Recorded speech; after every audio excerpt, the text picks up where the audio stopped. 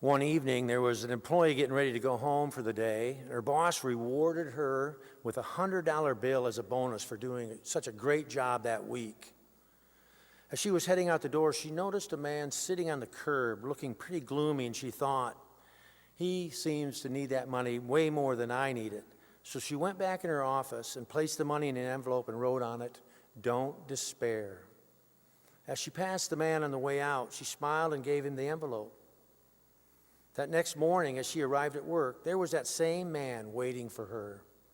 As she walked up, he handed her a stack of money, and she said, "What is this?" He replied, "It's your cut. I went to the track last night and took your advice. Don't despair paid out 50-1.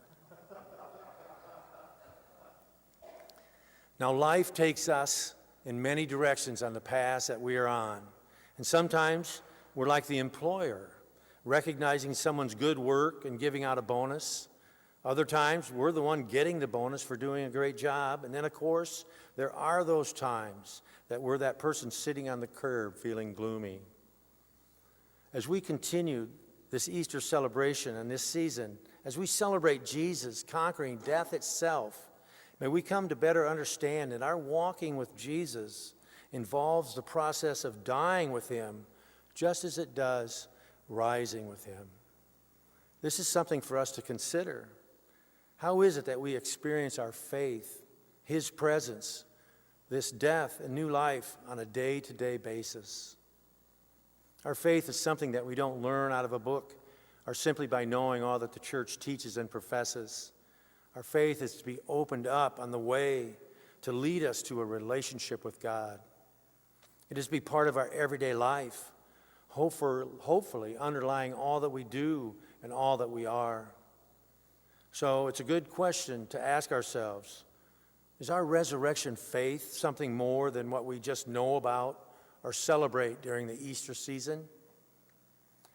The process of answering any faith questions we have is something that we all go through on our journeys, a process that involves inquiring, asking questions, that includes listening to and learning from others, that consists in growing in personal relationships, not just with Jesus, but with our neighbors. This is a journey that is not to be walked alone, but rather is meant to be traveled together as we share the gift of our faith that's been given to us.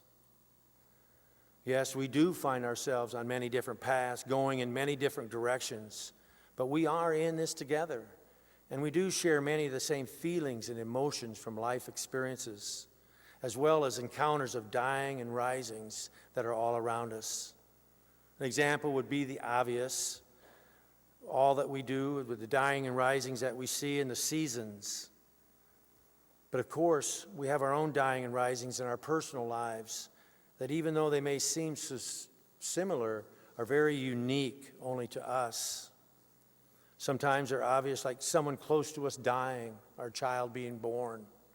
But often, others are less apparent, say an argument with a friend, or divisions in our family that leave us feeling upset and anxious until we reconcile with one another. Or a parent living and breathing their children's lives, being with them, watching them as they grow and learn life lessons on their own. Or worrying about the uncertainty what the future holds while waiting for the events of life to get better, often losing hope along the way before we rise again. As we consider the dying and rising of our days and live life in the context of our faith, as we walk with Jesus in our everyday lives, hopefully we will come to a deeper understanding of the wonderful gift we have been given and what it means to be ransomed by the precious blood of Christ. From Jesus, who died on the cross to save each one of us from ourselves, from our sins, we experience the depths of God's love, giving us great hope in new life. Not only since our physical death no longer has the final word, but through the assurance that as we encounter tough times, Jesus, who has been there and done that, is walking with us. May our faith always be alive, helping us to trust as Jesus shows us the path of life, and helping us to trust in him as he says, "Don't despair. I am with you always.